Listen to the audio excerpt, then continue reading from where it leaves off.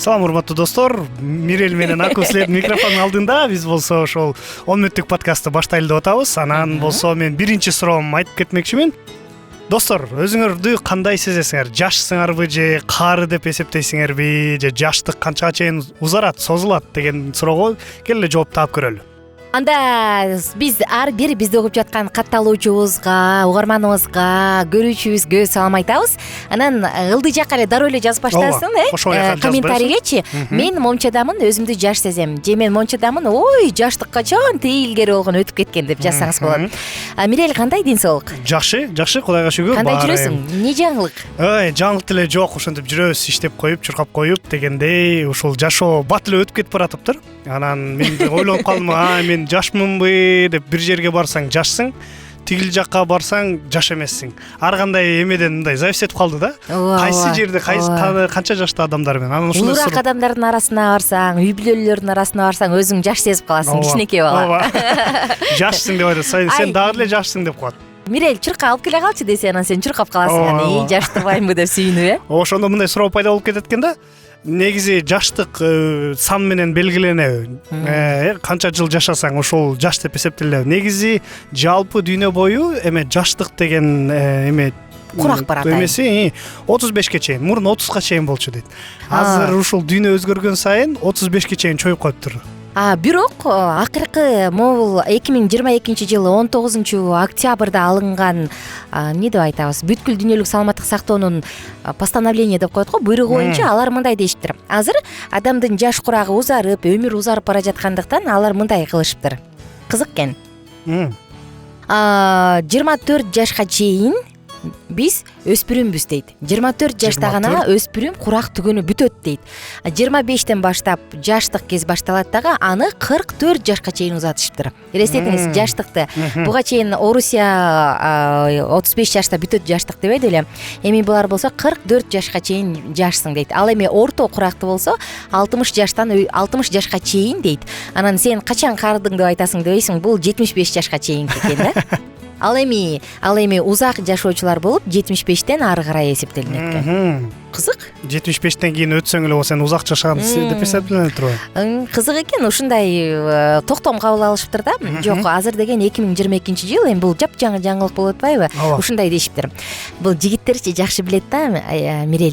Жигиттер кыздарга дейишип калгандачы, мен кээде айтам да, мен сенин эжекең болом десем, эмне возраст деген бул паспорттагы эле сандар да деп. Ошенткенде күлкүң келет да, депчи. Анан бул эмнени каалап атат дейсиң да, күлкүң келипчи. Кызык. Чындыгында азыр эле баардык адамдарды негизи сурасаң эле, бир 30тан өткөндө карасаң эле жаш деп дагы деле эсептешет. Мурун болсо мисалы 10 жыл карап көрөлчү.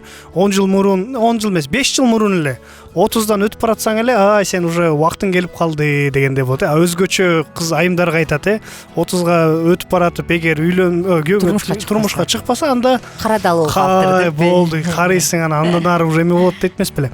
Негизи чынында азыркы кылым өзгөргөндөн баштап, айтып калгандай эле адамдардын жашоосу узак санга өзгөрүп баратканда, чынында адамдар 40-35 жашында жаңы жашоо башталат деп коет эмес беле.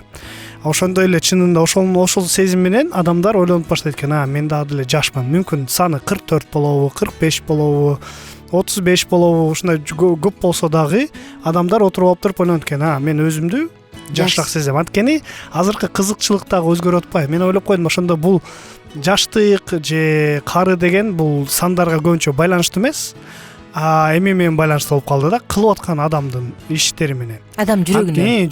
Анткени мисалы мен бир жумушта иштеп атам. Ал жумушум болсо ушундай эме менен байланыштуу болсо, мисалы бир адам айтат экен да, ал жаштар менен иштейт экен. Жаштар өзү болсо бир 45ке чыгып калган. Жаштар менен иштеп атып эле өзүн жаш сезем дейт. Мен каргандай сезбейм дейт. Анан кийин менен өзүмдүн коллегалар менен отуруп калып иштесем, аларды карасам, аларың мага эме болот дейт. Карыганда сүйлөшкөнүбүз кызыгы жок дейт. Жаштар менен ушундай комитет чогутам дейт да. Чогутуп сүйлөшсөм, аларың тигини айтат, буну айтат, анан өзүң да жаш сезип, алар менен чогуу чыгып каласың дейт да.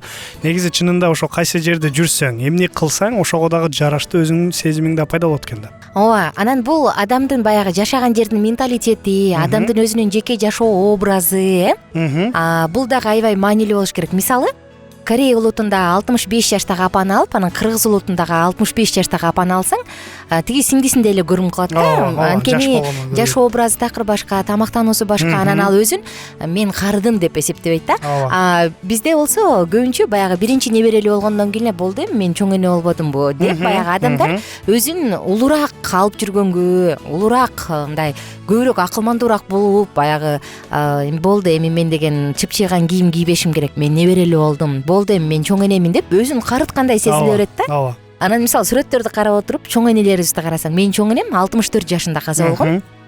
Анан менин үчүн ал карган кемпир болчу да, мондай жоолукту баса салынган, 3 жоолук салынчу чоң энемчи, ыраматылык.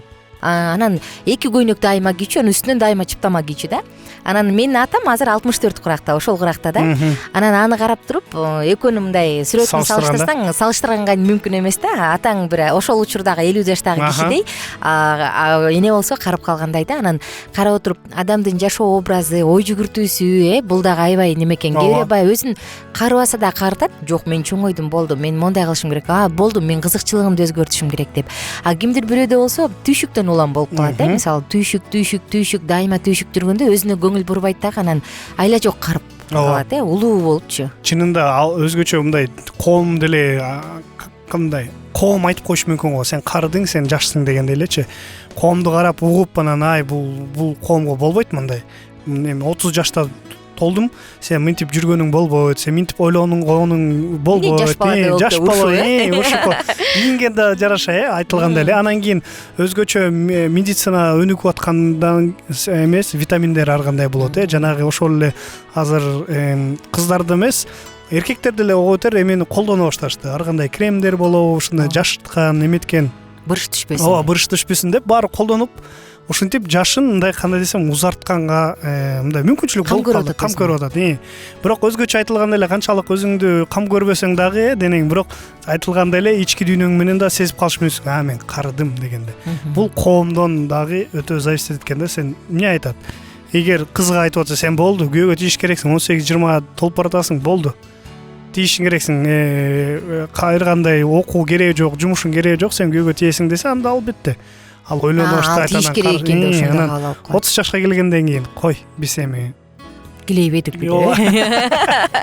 Ошентип калышат экен да. Мирели, жакында ошол мен бир эфирге даярданып аттым, анан франциялык бир чоң белгилүү психологияга негиз алган адамдардын биринин макаласын окуп калдым. Ал мындай дейт да, ушул жаштык же болбосо адамдын улгаюусу жүрөктөн башталат, анан ойдон башталат деген ойду калтырыптыр да. Мисалы, биздин мээбиз, биздин денебиз мээге баш ийет го, мээ кандай буйрук берсе ошого баш ийет эмеспи? Анан улгаюу бул ойдон башталат дейт да. Качан адам болду, мен улгайып баратам, болду дегенден күндөн баштап улгаюу процесси ошончолук башталат дейт. Анткени мээ сага буйрук берет дейт.